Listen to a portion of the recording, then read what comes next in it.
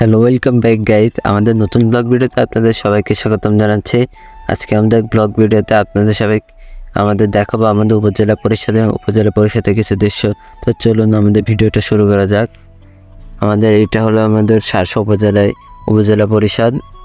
আমরা একটু সামনে গিয়ে আপনাদের দেখানোর চেষ্টা করি। এটা হলো গিয়ে শহীদ মিনার, উপজেলা পরিষদের শহীদ মিনার। আর এর পাশে রয়েছে কৃষি অফিস।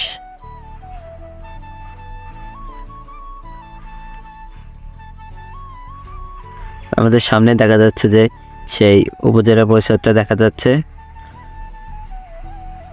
আর এটা উপজেলা পরিষদের মাঠ।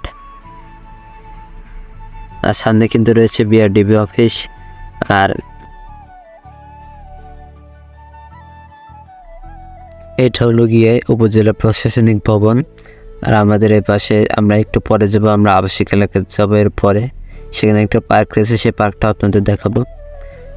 আর এটা হলো যে উপজেলা পরিষদের যে পুরো এলাকাটা, এটা হলো উপজেলা পরিষদের বিআরডিবি অফিস, কৃষি অফিস এবং উপজেলা পরিষদের ভবন। আর এ পাশে রয়েছে একটা মসজিদ, উপজেলার মসজিদ। তো এবার আমরা আবাসিক এলাকার দিকে যাই। আমরা আবাসিক এলাকার ভেতরে ঢুকবো। দেখেছে রাস্তায় কিন্তু অনেকে আলপনা করে রেখেছেন। এ পাশে একটা পুকুর রয়েছে, সেই পুকুরটাও দেখাবো। পুকুরটাও কিন্তু অনেক সুন্দর। আর এই পাশের ভবনটাতে উপজেলা নির্বাহী অফিসার বাস করে। আর আমরা এই যে এটা হলো সেই পুকুরে অনেকে গোসল করছে। এখন দুপুর, তো দুপুরে অনেকেই গোসল করছে। তো আমরা বেশি কথা না বলে আপনারা ভিডিওটা দেখুন।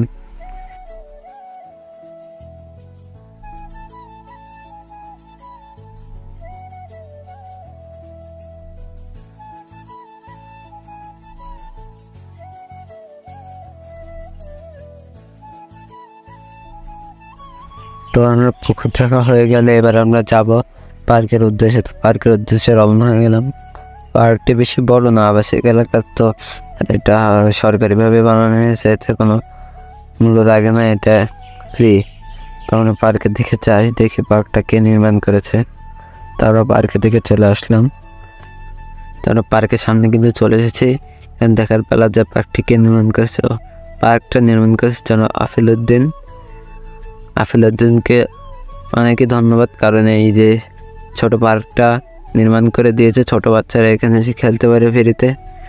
আর অনেকেই এখানে এসে একটু বিশ্রাম করার জায়গা চায়, এখানে কিন্তু বিশ্রাম করার অনেক জায়গা রয়েছে। এখানে ছোট বাচ্চাদের অনেক খেলনা রয়েছে, তারা এখানে তাদের যে ফ্রি সময় তারা এখানে এসে কিন্তু খেলাধুলা করতে পারবে।